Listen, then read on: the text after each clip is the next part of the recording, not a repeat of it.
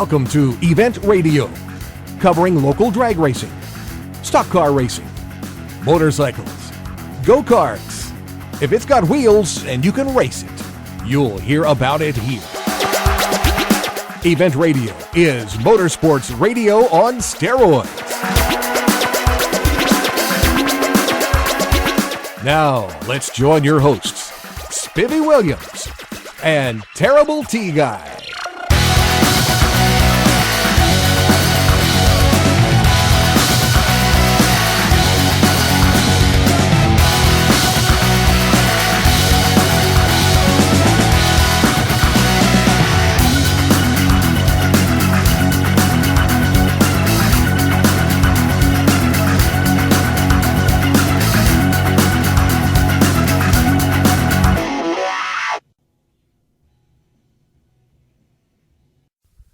Hi, guys. Welcome to another edition of Event Radio. We're going to have a bunch of fun right here, and we're going to take you through a little bitty place that is so cool you're going to want to camp out here.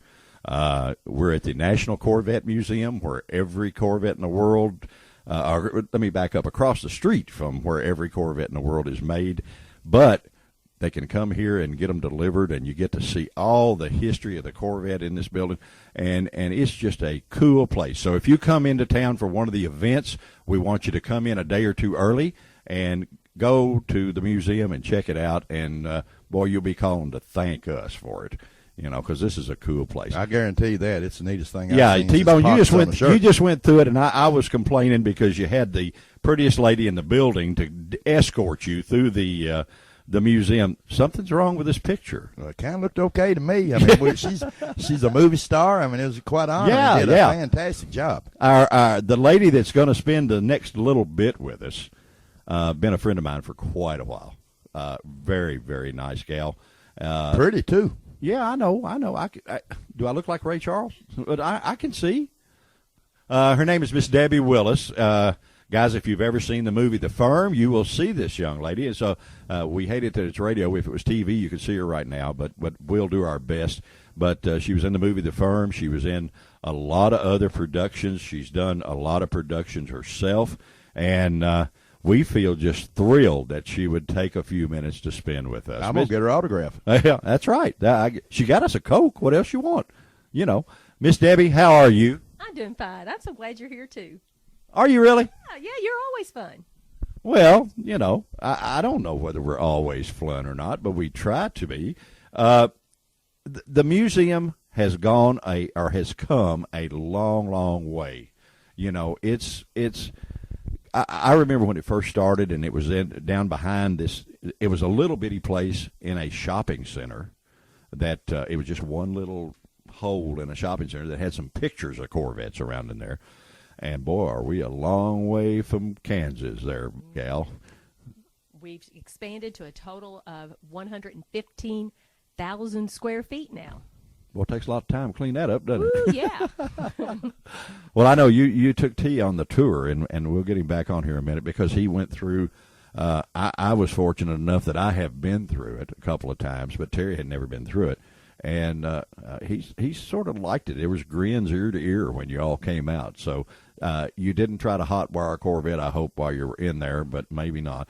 But Debbie, if you come in, Debbie is the event guest coordinator. Is that correct? Guest services coordinator. Well, okay, that's close. Manager. What do you do now? Now that we have our title out of the way, what do you do? Everything? Yeah. Actually, I oversee tours and admissions, education, and facility rental. And, Spitty, when I tell people what I do, the first thing out of their mouth is, I didn't know you could do all that at the Corvette Museum. Well, you know, there's a lot of stuff to do here that I didn't know you could do. You know, and we'll get into this, but you have driving simulators that are so accurate and real. It's scary. Mm-hmm. It's scary. Mm-hmm. We're able to teach driving age children and adults. Most of them need it. We're able to let them have some real life experience. I won't say teach, but to give them some good ideas to what happens when you when the tire gets off the side of the road. What happens if you have a blowout? How do you drive differently if you're on snow or ice? You're on the way home with me on an average night. No. But it gives them a real life experience, and we're going to be working with our circuit court clerk. When they give them driver's permits, a lot of times they don't have a chance to drive in the rain, in the snow, have a tire blowout, to get experience in a safe place. And what's really cool, when I went back and you showed it to me, is that you guys are doing a program that sort of teaches you, if you think you can text behind the wheel, you can't hardly get it done.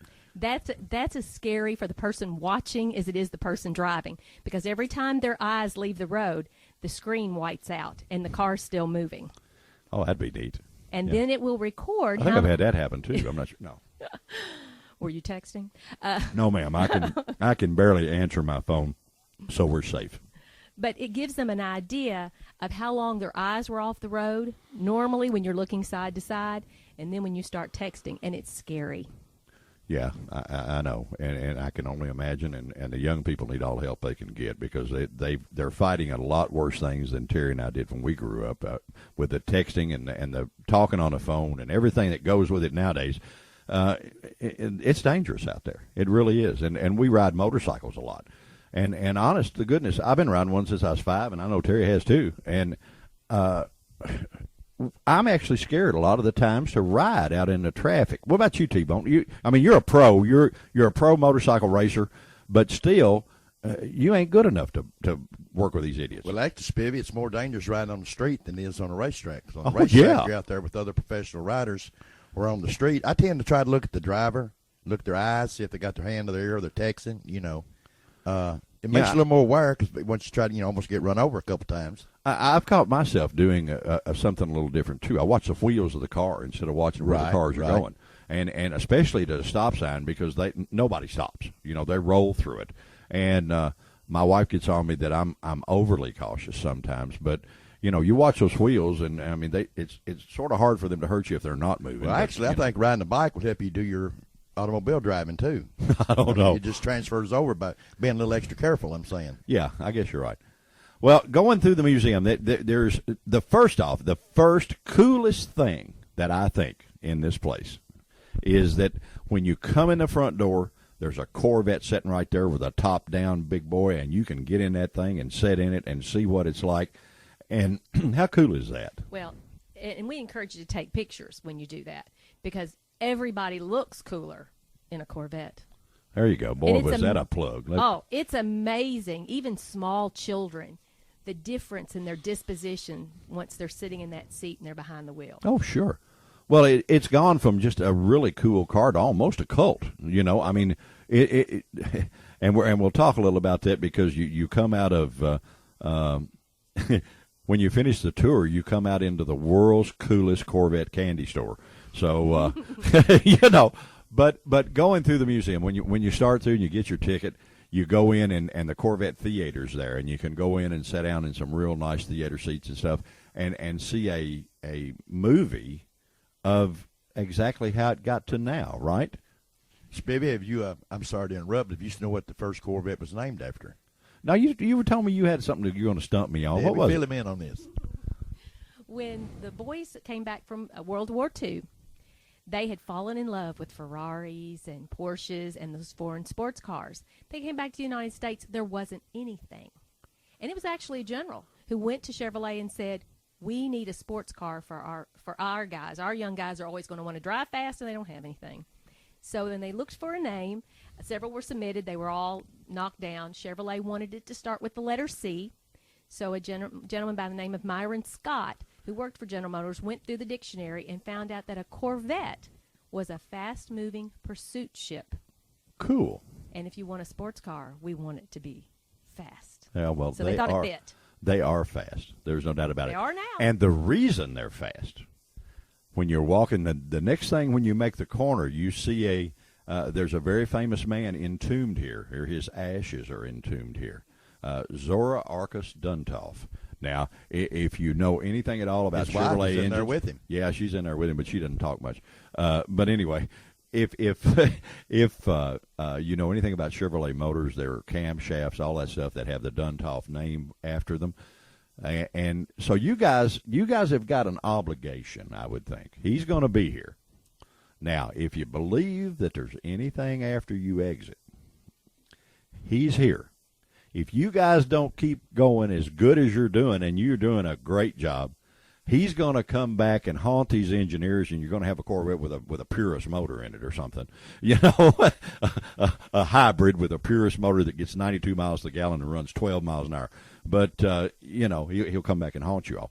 But that's really cool that you pay homage to him and have a special place lit, and I mean, that's really nice, you know. And what's really nice is that he wanted to be here. He requested to be here. They've got a life-size statue of him out there, too, and he's in a pinstripe suit that never goes out of style. There you go. And if you come in here late at night and that thing moves, the door is right in the front. No. David, did you say his wife wanted to swap suits every season? Really? Yeah, but the mannequin's arms wouldn't bend, so they couldn't, you know. Well, they could. I guess they could cut them off. Is that what you done? They had to be taken apart and re-sewn. Did you all really do that? That's what they say. That when she was You're a around, kid. she wanted his clothes changed every season, and in order to do that, they had to disassemble the suits and reassemble them once they were on him. Now, guys, you walk through the Corvette Museum, we're telling you stuff you'll never know.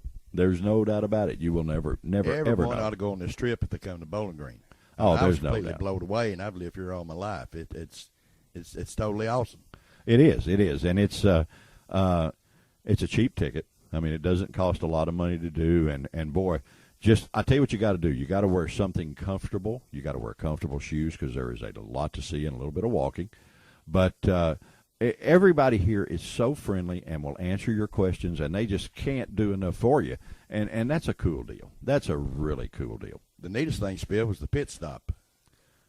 The pit stop. Davey just blew me away on it. The cars come in, you don't know what they're going to have when you come in, whether it be fuel, gas, same thing, but whether it be a tire, a fire, or gas. Yeah. And when you pull in, it lights up on the screen, and then you use your wrench to put the it's all power. All computer driven. Screen, yeah, and it blow you away. And so you can do your own. You can do your own pit stop here and pretend like you're a NASCAR guy or something. Right, and you compete. 4 different teams or 4 different cars come in. We did it with just 3 or 2 actually, and I think I had the tires every time. But she put gas in. I think she needs a job at a service station. And they've also got some old gas pumps that I had just about forgot about. Well, and there's something else going through there. There is actually a Schwinn Corvette bicycle. So, I mean, if you're as old as we are, you can appreciate that because we had one of those things when we were kids. But there is so much cool stuff. There is a 60 Corvette back there that if I could somehow blindfold Debbie, I'd try to steal that thing and get it out of here. You know we have cameras everywhere, Speedy. I know you do. Everywhere. Everywhere. Well, not in the restrooms. Not in the bathrooms. No, I hope not. Boy, I tell you what, you're a wild woman. You are wild. And the tour, what's really cool, and I'm going to pat you on the back, you don't just have somebody taking you there saying, oh, this is a Corvette.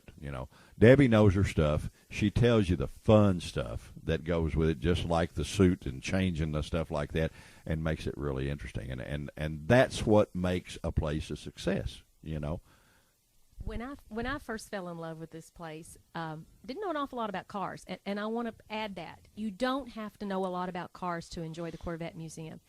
I got to learn some of the history, and it's American history, strictly American history, and some of the things I could remember, and some of them I couldn't, but that in itself excited me. So much of our history is borrowed from other countries and other cultures. This was done strictly in the United States, and it's part of our history. Well, of course, we're all imported here anyway. Yeah. But I was fortunate growing up that I had 2 or 3 of them. And in another show, we talked about an old 60-mile Corvette I had that won a lot of money with street drag racing, which we shouldn't have talked about. But anyway, you can come to the museum, and there's a new section that just got finished not too long ago. And when you walk in the front door, it's the delivery room.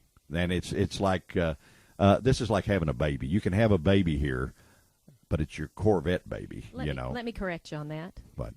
The birth actually happens across the street. Oh, I know. I was going to get there. Okay. I was going to get there. As does the marriage. And it doesn't take 9 months. No, about you 3 get days. About 3 days, 3.5 days. Does it take that long to build one? No, it doesn't take long to build one car. The new one will. Yes. Oh well, yeah, but we're going to get there later.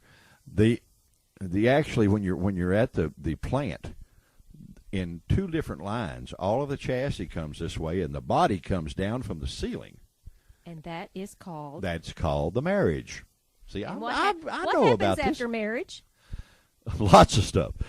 No, you never have to know anything else. You can sell all your encyclopedias because your wife knows everything. That's what happens after marriage. No, you. Anyway, what you can do, you can go to your Chevrolet dealer. You can buy your car. You can come here, watch it being built. Then they bring it across the street. Something you guys do that I think is just cooler than white bread. You can take delivery of that car in this museum. Now, the new section that I was referring to is a street in this museum where the cars are lined up, and, of course, they go through and clean them up all good and everything else, and you get to come see your new baby all sitting there shining and ready to go. We refer to that as the nursery. The nursery. I tell the children that's where their mommies and daddies come and pick them up. Okay, that's cool. I can understand that. And you know what's really cool? These things cost a lot of money, but nowhere near what a real kid cost.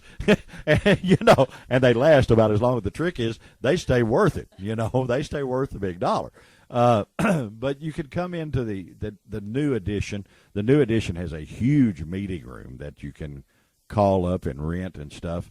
How many people does that thing hold? About 500. 500 people, because I know we were here for the induction, excuse me, of the Kentucky Motorsports Hall of Fame, which Terry's dad is a member of, and we went to the whole induction ceremony, and boy, I mean, we looked like a BB in a boxcar. There was a lot more people that it could have held, But it is on one side of the, do I say nursery? Is that correct?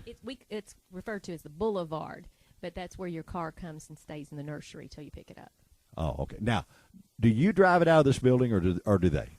Well, the new owners actually sit in the driver's in the passenger seat. Okay. Because of insurance reasons, an employee has to actually drive it out of the building. So you can't smoke the tires in the boulevard or any of that? And, okay. And let me tell you, we do the coolest thing. I've never worked at a place that did this. When the new owners come and pick it up, we call everybody out of the offices, and we actually have a pep rally. There is cheering and applause and hooping and hollering, and I've even got a set of pom-poms. You're kidding me. No. So you guys have, how would you like to work, guys, in a place that has this much fun and get paid too? Is that cool or what?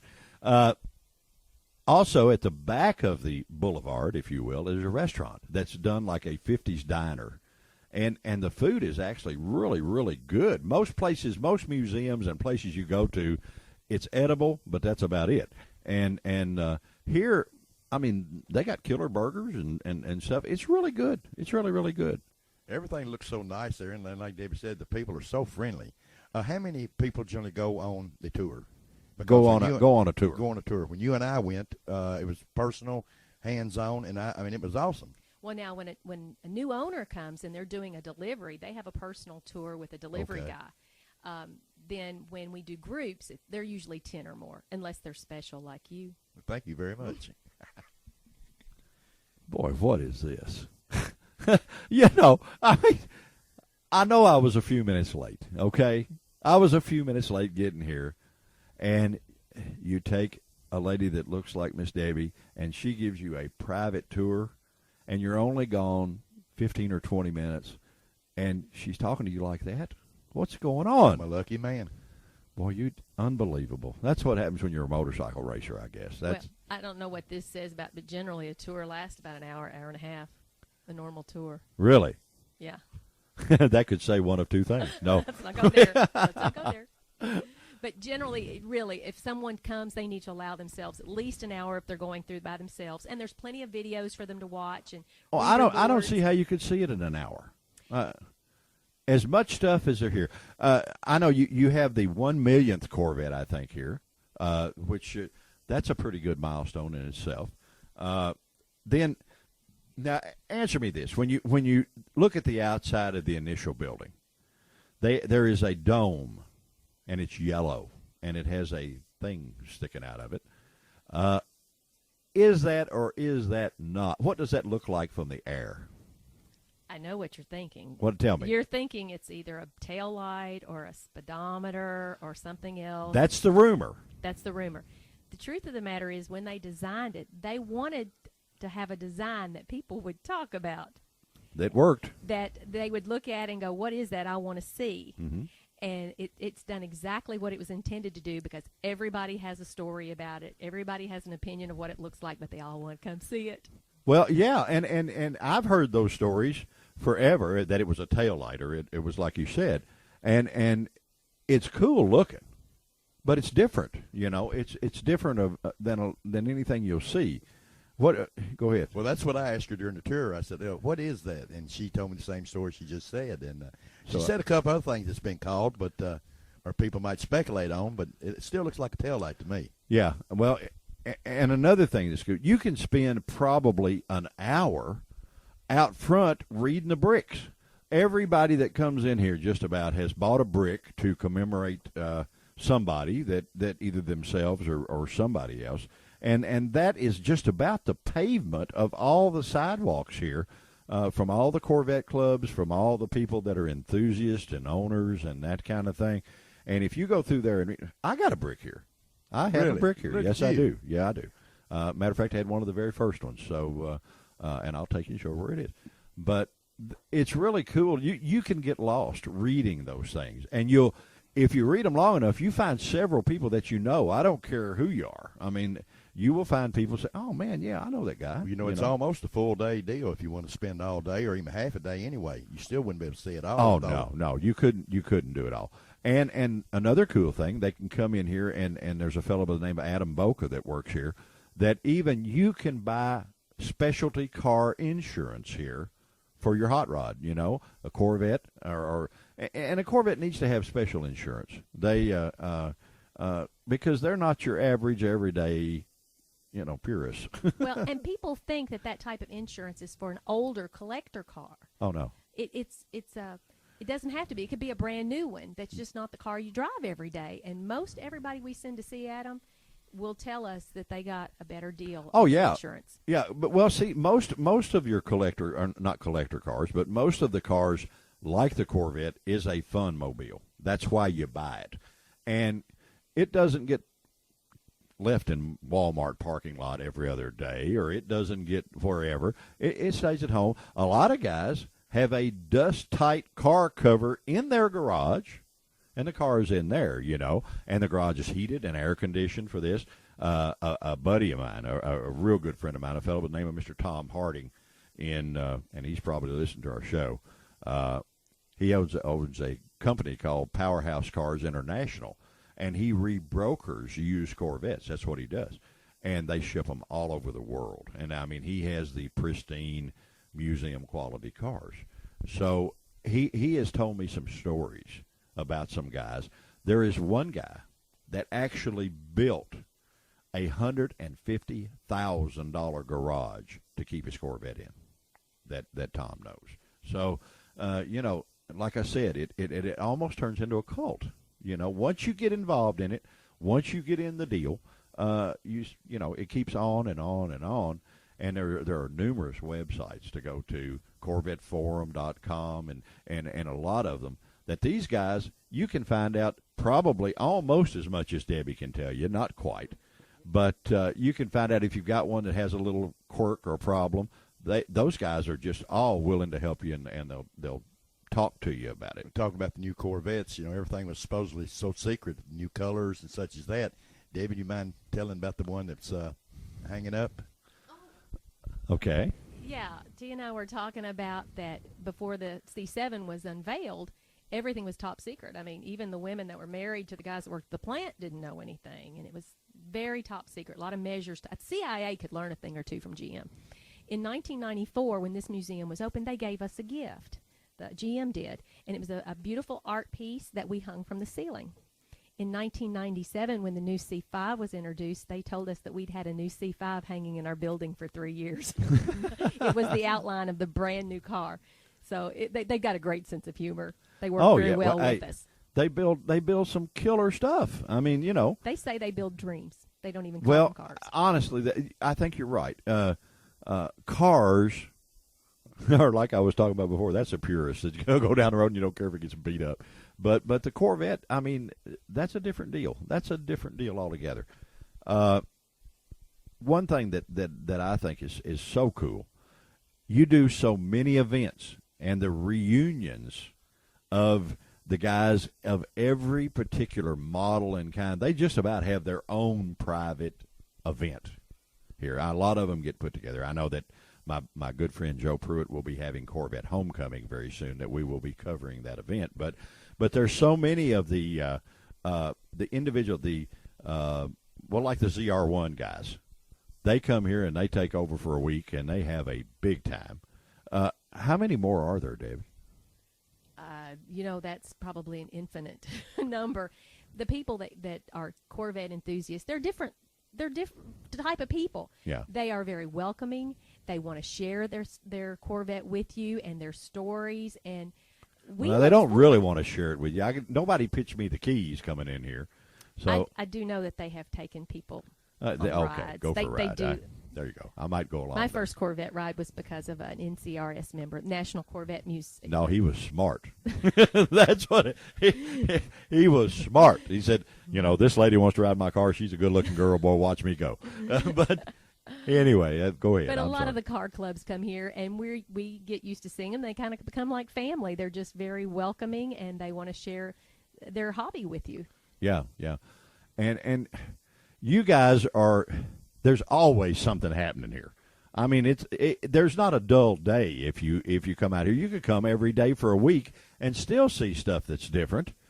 What's really neat now across the street, there's something going on, because either you guys got something going, or you're building the world's biggest garden. One of the two. I mean, the Farmer's Almanac's going to be really happy with you, and I don't think that's what it is. Oh no! It is real exciting. Because across the street, on the other side of the interstate, they're building a motorsports park. And this is going to be something, Corvette Racing is very involved in it. We'll be having all kinds of classes over there. People will be renting the tracks to do different events on. We've had to take a lot of our events to other racetracks out of state because there was nothing here that they could use. Well, not a road course for sure. No. And then we do have a world-class drag strip here. Okay, the drag strip, yes, but I'm talking about training type classes. I understand. And there will actually be, they've incorporated some racetrack curves so that they can be practiced, like the Le Mans, which cannot be practiced because it's a street course. Oh, of course. But people will be able to come here and actually practice that turn. But we're looking at different high-powered driving classes, so people can get their new cars and they can actually find out how to drive them safely. There you go. And the good guys from across the street sneak in there with some new stuff, and they get to test it wide open and see, so they know exactly what's going on. Debbie, on the tour, what's the farthest away anyone has come? From what country? Or I'm sure they're everywhere, but can you remember that maybe? Almost every day we've got somebody from over in Europe or New Zealand or Australia. And even for our events, there have been times that people will ship their cars over here so they can take advantage of the caravans and things like that. That's awesome. Unbelievable. Well, it's fun. I mean, gee whiz, guys, it's fun. You should draw a crowd, when you're having a good time. Driving a Corvette, you ought to be proud of it. That's right. A neat thing that started a long, long time ago was you watch these guys go down the street, first thing they do is wave at each other. They don't know each other, but they got to wave at each other. They got a common bond. They have a common bond, exactly. And I guess that I actually have an honor that probably not many people know about. Back a long time ago, we were in the car business here. And on the sign in the front of our building, I talked to Miss Vicki at the Tourist Commission about this, and she agreed because she came over there. We actually named Bowling Green Corvette City, USA. But we were the only ones that had that on a sign. So she said, "Yep, you're right. You did it." And I said, "Well, good. I'll take credit for it anyway, whether I did really or not." But it's a deep deal. And I told Vicki yesterday that when I got old like I am, I've turned into an antique here, and I still think I'm about 18. You're just vintage, not old. Vintage, yeah. Experienced. I always wanted to spend my older years in Daytona Beach because we always went there as a kid and to all the races and all the fun stuff. But now, with as many events as you guys bring in here at the Corvette Museum, and as many events that Beach Bend brings in with the Hot Rod Reunion and the World's Fastest Streetcar and all the things, it's actually more fun to be here. So I guess I get to retire where I've always been. Now, how about that deal? Nothing could be better. Well, yeah, I guess you're right. Tell me something that. Tell us a little dirt about the Corvette Museum that you know that nobody else knows. Is there none? Oh, I'm sure there's nothing. No, not at all. Generally, what I get told is that they didn't know were some of the things that we do here, because education is so important. Yeah. Think about the average age of our guest is 55. Okay. What happens when those 55-year-olds move on? Who's going to continue the Corvette legacy? Right. Well, one of the things that we've done here is we've said, and I took T back to the kids zone so he could see how to play back there. But we have an area. I'm surprised you got him out of there. The way he is a kid. But we have an area back there where they can pretend to be a mechanic, and they can work on the assembly line and fill the car up, change the muffler, just different things back there to start feeding that interest of cars. My 3-year-old granddaughter came to the kids zone one day when her parents were here, and I asked her about it, and she said, Mimi, when you turn that corner, there were real cars in that building. That's right. They were real cars. And now you ask her where she can now talk about Corvettes at 3 years old. We see that all the time. Yeah. But to start teaching, it's when they're little and they see the car that makes them have that dream of wanting it later. Yeah. Oh, yeah. Yeah. It's a motivator to do well. Don't you think that's a lot of the the reason that your 55-year-olds are where they are? They all wanted them when they were 16, 17, 18, but they were pretty unattainable at that age. And now they're in the I won't say later years of their life, but they're in the comfortable years of their life, and they can have what they want, and they fulfill that dream. They buy that Corvette. They come here. They watch it being made. They bring it to the museum. They take delivery here, and then of course they go in the candy store that we're going to talk about in a few minutes ago. But isn't that part of it? Oh yes, you've got to start exposing them to this really young, so that the legacy continues. And it's amazing to have 2-year-old boys even to watch their face light up when you put them in that sitter car, or they go by and see some of those race cars. It starts early. So we have classes here. We have all kinds of activities and science and technology things to start exposing them to that at an early age. Yeah, well, and you do a lot of other stuff here, a lot of real interesting young people's programs. You just did a thing called Money Matters or something like that? Or Moneyville. Yeah. That sounds like where I'd like to go, Moneyville. Sounds like a cool place. That was basics economics of money, and even small children playing in the bank and in a supermarket start learning about, it takes money to do this. There were exhibits where they learned about credit card debt and balancing budgets. Well, if you're going to get a Corvette, that all becomes very, very important. Oh, sure it does. Sure it does. But you do a lot of those kind of things, and you did. You had a rolling exhibit that comes and goes, that was Cars of Superstars or something like that, country music. Stars and Cars. Stars and Cars, and you had a lot of the country music singers' cars. Oh. We had, was it Tim McGraw had given Faith Hill a car, a 57, I believe it was. It was red, I remember that, when they were dating. Uh-huh. I'm looking for a man that'll give me a Corvette. Okay, all right. Well, guys, let me tell you something. There's only about 3 million people out there listening to us, and if you've got a Corvette, you can apply. If you don't, just cruise on down the boulevard, buddy. But I'm telling you, this little lady, she can weld. She can run a welder. Corvette's got to be red. Got to be red. Got to be red. That's your favorite color. Oh, got to be red. Got to be a red one. You know what they say about red Corvettes? George Jones said something about red Corvettes. When George. Hotter than a $2 pistol or something, wasn't that what it was? All Corvettes are red. The rest are mistakes.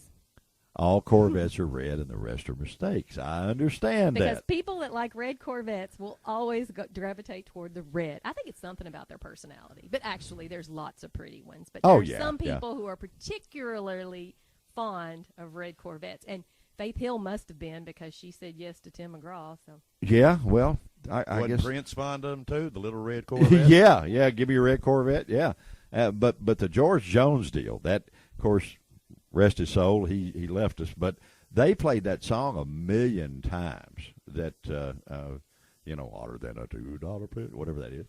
But it was it was pretty cool. There's been a lot of songs written about Corvettes, a lot of them. Dead Man's Curve was about a Corvette, believe it or not, racing with a Jaguar. Jan and Dean. Yeah, Jan and Dean, back time a long ago.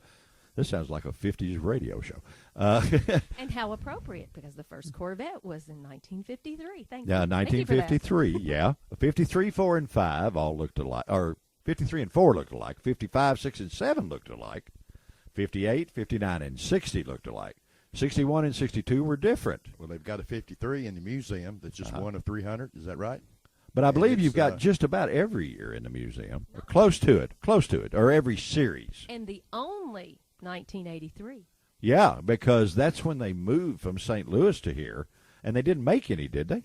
No, is this the first time Vivi's gotten his story wrong? No, I get them wrong all the time. Actually, they moved in 1981 from St. Louis to Bowling Green, and that was the only year that they were made in two places. Okay. When they produced the 1983s, they didn't meet standards, and they were either going to have to fix a lot of things, and it was late in the production year, or scrap 83s altogether and move on to 84s. Uh-huh. They decided to scrap it. Oh, okay. Now, the story that I can confirm says that they built 43 of them. GM was to come to Bowling Green to destroy those 43. When they arrived, there were only 42. Okay. Now, the employees will admit to taking that other car, All right. taking it out back behind one of their outbuildings on their large campus, putting a tarp over it, and letting the weeds grow up. Now, depending on the tour guide you get, there's all kinds of unconfirmed stories. There's a few other little suspicious things, but they'll admit to hiding it behind the outbuilding. They get a new plant manager, and, of course, he has to go out and survey the whole campus. He gets real excited when he finds something under a tarp. I bet. And he had to call GM, and they were going to destroy it. And GM basically said, after they found out what the employees had done, that and there's all kinds of great stories that I have to call them myths at this point of what else they did to make sure it stayed out of the way. But GM said, if you like this car so much, if it's that important to you, you all can have it. So it's actually here on loan from GM, and it's the only one. The only car in the world is in this museum. Don't let somebody tell you that their neighbor, and we hear this, that their neighbor had a 1983. Well, see, you just blew my story out. Now I got to believe that the top of the building looks like a taillight. I'm getting wrong on all of these. And sometimes after hours, Zora drives it. No, that's not true. And he changes into his Speedos when he does, right? No. We do scare each other sometimes. Yeah, there you go. Pinstripe Speedos. Yeah, pinstripe Speedos. Boy, oh, man. I just had a flashback vision of that. I can't believe that. There is so much to see that without a tour guide, guys, you don't know all this stuff. You can read some of it, but the little stories that go along, and they can call you and actually pre-set these up, right? As long as there's 10 people in the tour, well, we'd be happy to do that, and tell you all the stories that come along with it. It's especially good for children and women who may not be as excited by the horsepower and the number of valves and. Well, see that's T and I have always had the horsepower. I mean, we're used to that. The other stuff is what's really interesting to us because we've always had the fast stuff. I mean, we both made a living that way. More so we're not radio people. We're ex-racers. So we've had the fast stuff. But this is really cool to find out these stories that I had no idea. And man, I've liked Corvettes since I was 16 years old, I tell you, I've seen some stuff out there, Spivey, that just, like I said, blew me away. For one thing, they had a trunk lid or a hood. One was fiberglass, and right under it was carbon fiber. And the difference in it was, poop and ice cream. Yeah, yeah. I mean, well, need to say the carbon fiber is a little lighter. A whole lot lighter. And also had a frame out there that you could come and lift up. And Debbie said little old ladies would pick it up. I mean, just the lightness. The new frame's what, 6 pounds lighter or 100 pounds? 100 pounds lighter. Well, that's you just go that much faster. And, you know, that's what I'm working on. Right, here. but I mean, just it had seats out there, showed a different foam, different layers that go into the seats, and hey, it's neat. You could look all day and not see it all. I mean, you really could. Yeah, and there's some vicious rumors floating around about the new sound systems that General Motors has. That we're really, with us being on internet radio, we're really interested in, because from what we understand, what we find out behind the scenes, the new radios, as soon as they perfect them and get them in the cars, and I think the Corvette is going to come with this before the year's over. You may not even know this. You will be able to actually put an app in it, and with the satellite deal, it will work like an iPad, and you can actually check your email. You can check Facebook, if you will, or listen to our show or whatever by means of satellite in your car radio. That's pretty slick. Something else really neat out there, they had a crash car, I guess you called it, that would hit the concrete wall, and it showed how it absorbed all the energy, and the windshield was kind of cracked, but it wasn't shattered. But the driver's compartment in the passenger was not disturbed at all. But the front end, I mean, it was tore all to pieces. Well, you know, they're well-built cars. See, everybody looks at them, they think, oh, fiberglass body, boy, that thing's going to go south for the winter. Such as that. Yeah, that's a death trap. No, looked like been through a war, but the cockpit was perfect. Well, it's built structurally strong. It has, believe it or not, it has an actual roll bar made into the chassis that you can't see, of course, but it's there. Like there's a lot of race car technology in the Corvettes that are in no other car, not even the Purus. But I have a lot of fun. Now, guys, if you've got a Purus, we're only playing about your car. You know, we're not being really talking about the racing. Debbie, tell the story about the endurance Corvette out there that Volkswagen got, but they had to give it back. There's a car that's a world record holder, and basically it's an endurance race for 24 hours. They ran the car as fast as they could, and it averaged 175.885 miles per hour, a lot of times doing over 200 miles an hour.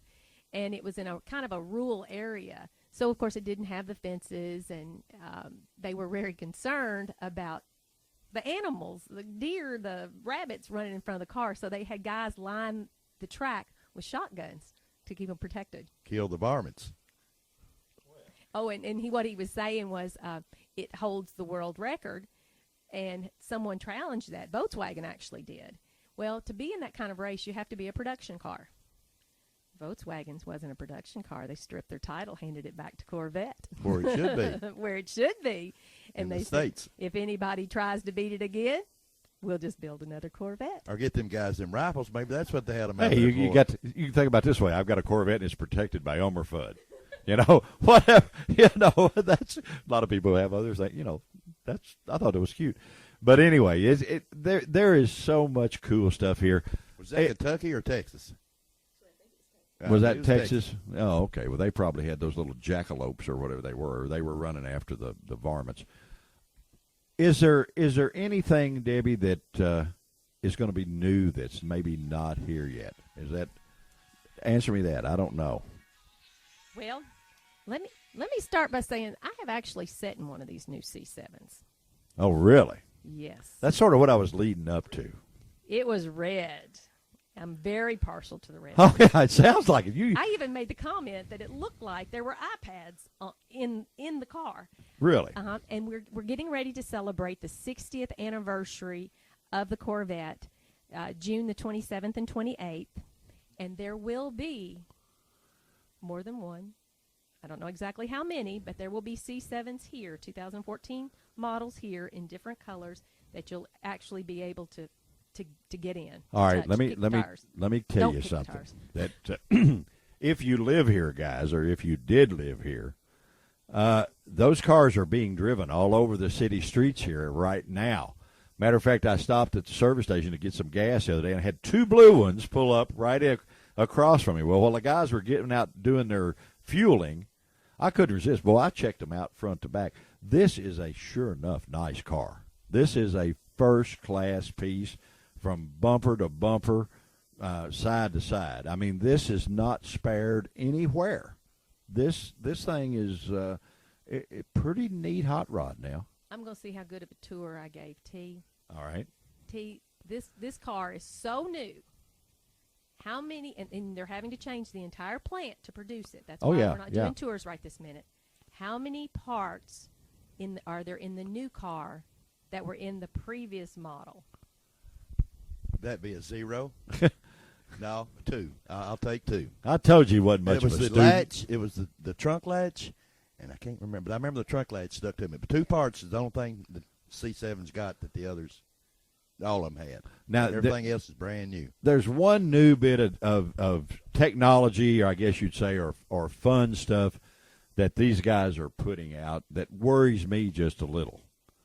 You've got a program starting on build your own motor for these cars. Am I correct in I mean, I'm wrong on a tail light, okay? That's always, they've always had like performance motors built in Wixom, Michigan, and they announced back a few months ago that performance motors would now be built here.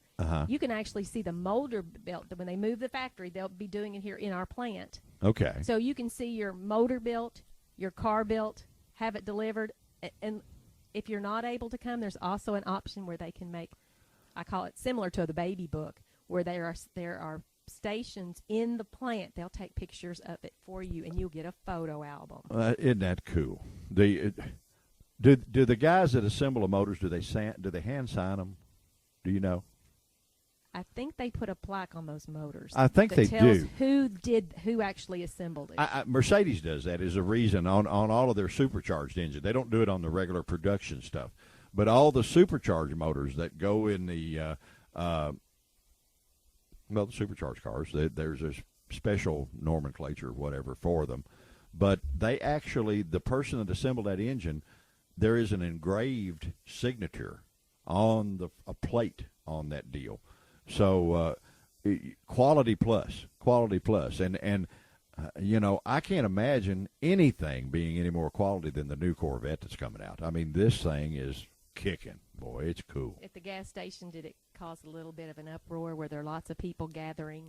No, because I think my old beater Suburban blocked them, and they didn't see it.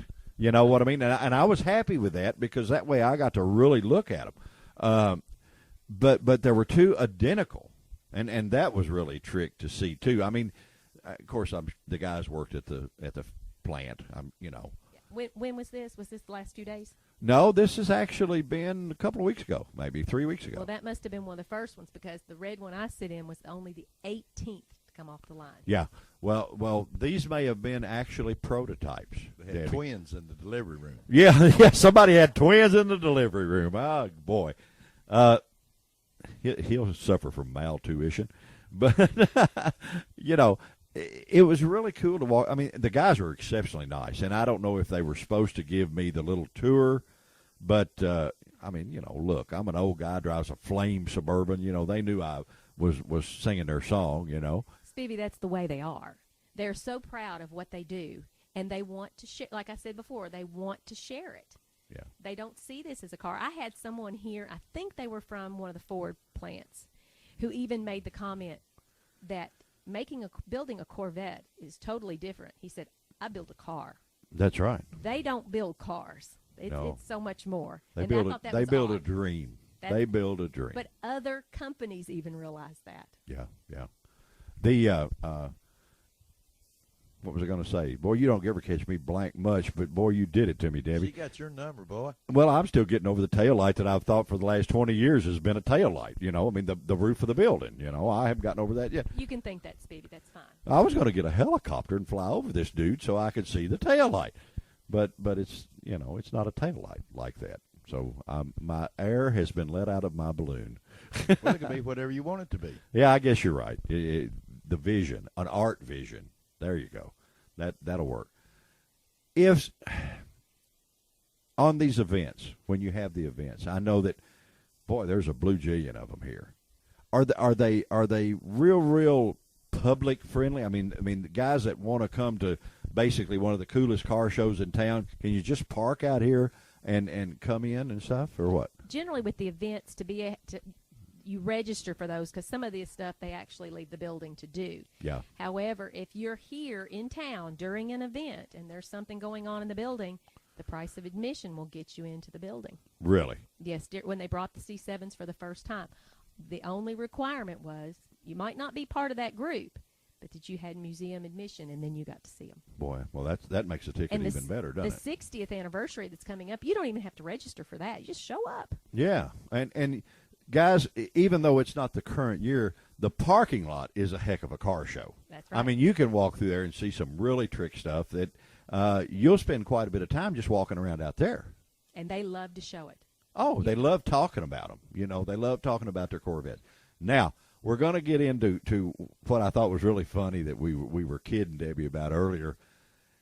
When you end the tour, it's almost like when you go into a restaurant and they set you in the bar first, you know, because they're going to build you up for what they're going to do. A big build-up is leaving the tour. You wind up in the Corvette gift shop. And trust me, there is everything known to man in there with Corvette logos and stuff on it.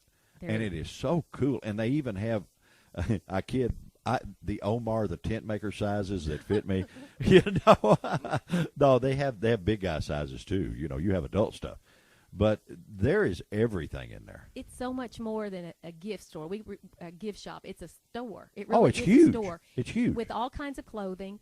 And then a whole section on, and you can get the Tervises and children's, a lot of die-cast cars. We even have a book there that was written by one of our admissions employees. Really? And she'll even, if she's here, she'll autograph it for you. And you can go down and see my buddy Gary down here, and you can actually get the build sheet on your Corvette if you buy a used one out there somewhere.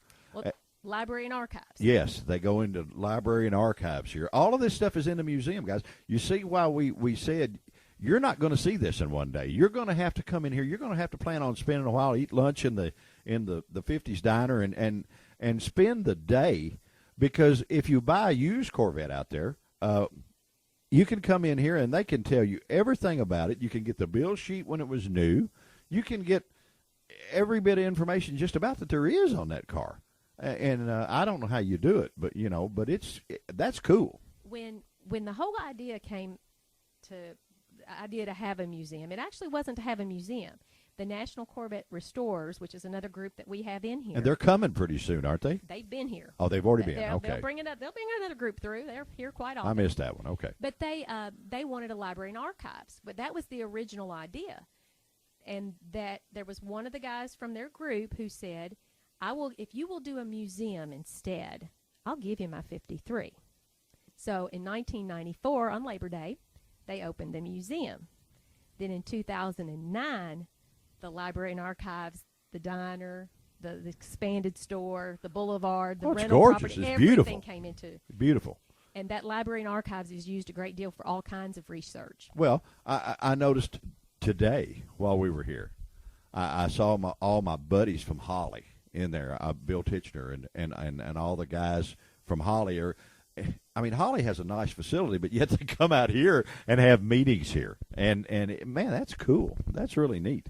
Imagine that. Well, you don't really have to be a Corvette enthusiast to enjoy this place. I mean, any kind of automobile, you're going to see something here that relate to as far as just the technology, everything's just neat about it. Oh, it is. It's just cool now. I mean, it's just cool. And you got, in the parking lot, you have Corvette-only parking for a section. I tried to get my Suburban in there, and they ran me off. Got any parking for Mennonites? Yeah. Can we park the wagon out there with a trailer hitch and a boat on the back or something? Or it'd be red. Yeah, well, yeah. Oh yeah, Spiv, I got a picture taken in a '61 Corvette that's just absolutely sweet. It's got me some. How did you do that? California coast. How did you do that? Quick flying. Debbie hooked me up with the airplane tickets, and we flew to California, come back, and now they've got a little. You did that here. in your 22-minute tour, right? Yeah, boy, you guys They've are got fans. a deal here where you can get your picture in a car. They take a picture when you first come in. Okay. You stand in front of a backdrop, and then they can put anything behind it. You'd be standing beside the car or sitting in it, and you can pick from like 9 or 10 different cars. And for some reason, I like this red Corvette. I wonder why. You're taking a tour with probably the best-looking woman in the building that tells you she likes red Corvettes, and you get a picture in a red Corvette. Imagine that. Imagine that. Can you imagine that happening? It is really cool, though, and you actually look like you're sitting in it. It does. You turn kind of like getting a mug shot. You turn to the side, and they say turn back a little bit, and when you do, this looks better than your wanted poster. Well, I thought so. Yeah, but it'll have you standing beside a car or next to the Corvette. Either way, different positions, and it was awesome. When you come out, it's waiting there for you. I mean, you pick what you want, and then it's waiting for you. Print it up. Yeah. Isn't that cool? That is neat. It would look okay, better Debbie, we've got a red Corvette now. What's next? No. if you bring we've your got own, proof. No, go ahead. I'm sorry. If you bring your own car, uh-huh.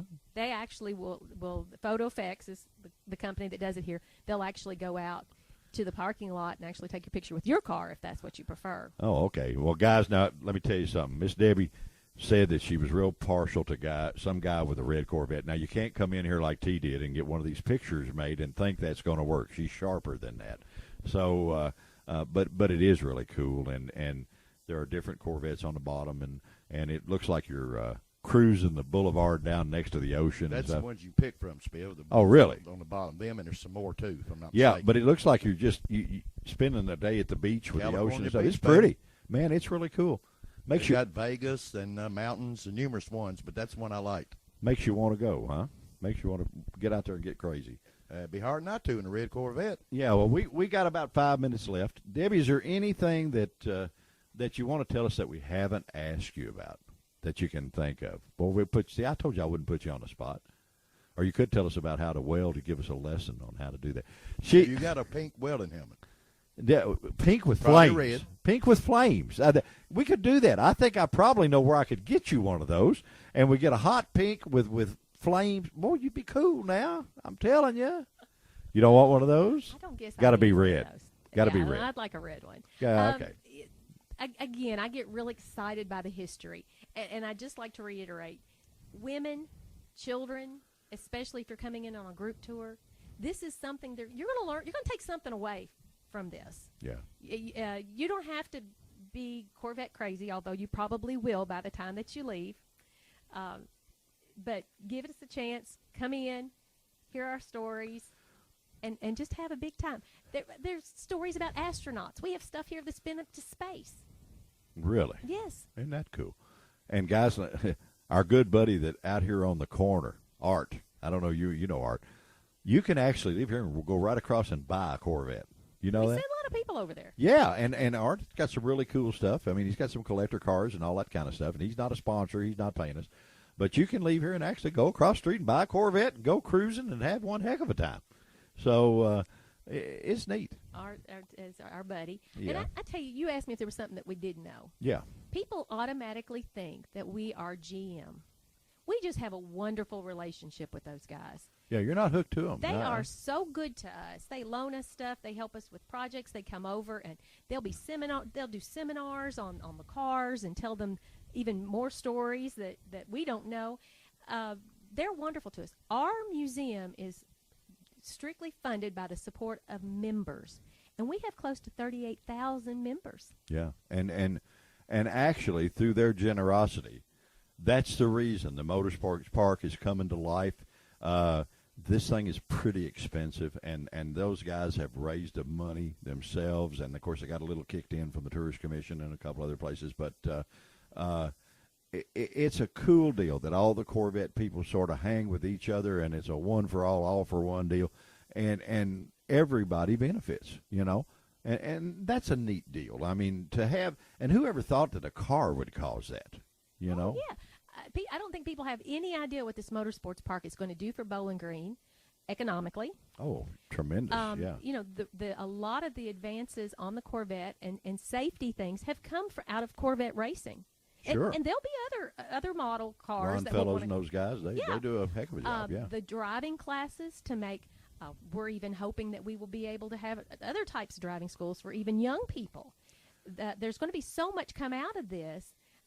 It's not like Dallas's drag strip. I understand. That we love him and we love what he does over there. This is going to affect us in different ways, though. Well, it's just a great addition. Let's put it that way. Bowling Green is cool to start with. We got all kinds of cool stuff going on. There's all kinds of cool events. There's tons of cool things to see.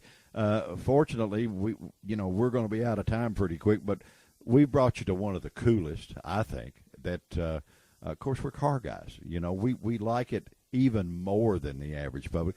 But you can come in here and not know anything about it.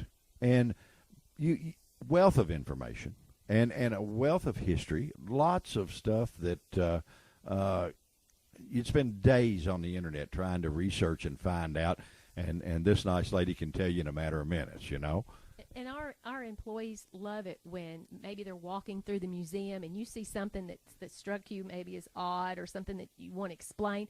They love to stop and tell you stories. Yeah. Oh, I'm sure they do. And a lot of the guys here, well, just about all of them, as far as I know, they drive Corvettes. It's not just preach it; they do it. I know my buddy Gary Cockrell. He's got 2 or 3. But a lot of the guys here, Adam has one. A lot of the girls do. Yeah, a lot of the girls do. So I'll picture you in one too there. I don't think you were going to weld it up. I'm not sure, but no, I'm just kidding. But you can't weld fiberglass. Huh? Don't need to if you don't tear it up. She drives better than we do. She doesn't tear it up. We tear stuff up. That's part of our deal. We can't help it. Anyway, guys, we've had fun. This hour has flown by. It has. You made this painless. Huh? This was painless. Well, we have my new buddy T over here. Yeah. Now, don't get on a motorcycle with him. Now, I know he is pretty good at this, but he will scare you. Now, he can. And I won't say that he will, but I'll say that he can. Let's put it that way. I do have a red motorcycle. Yeah, there we go. Yeah, he's got a red motorcycle, Debbie. You better watch him. All we got to do is find a couple of more wheels. We'll put training wheels on it and a Corvette logo or 2 on the tank. Well, that might at least start, maybe? No, you don't think so. Well, you can't blame a bunch of old guys for trying. We can at least try.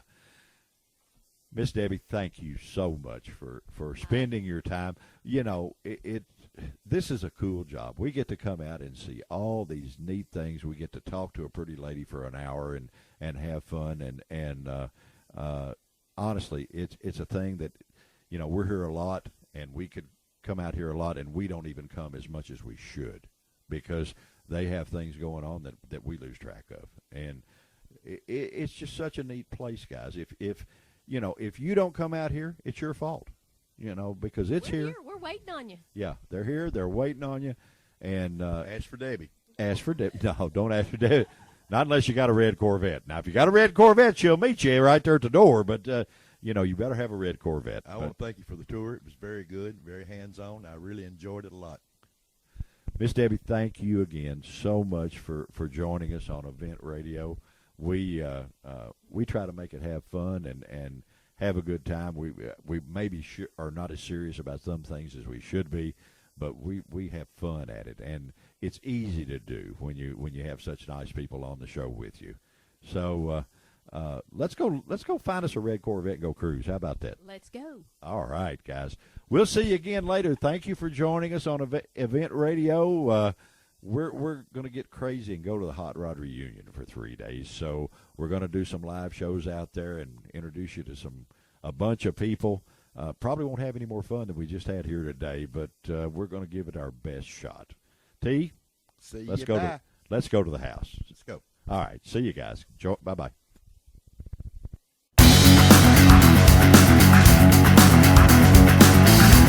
You've been listening to Event Radio, covering local drag racing, stock car racing, motorcycles, go-karts. If it's got wheels and you can race it, you heard about it here. Event Radio is motorsports radio on steroids. Join us next time with your hosts, Spivey Williams and Terrible T Guy.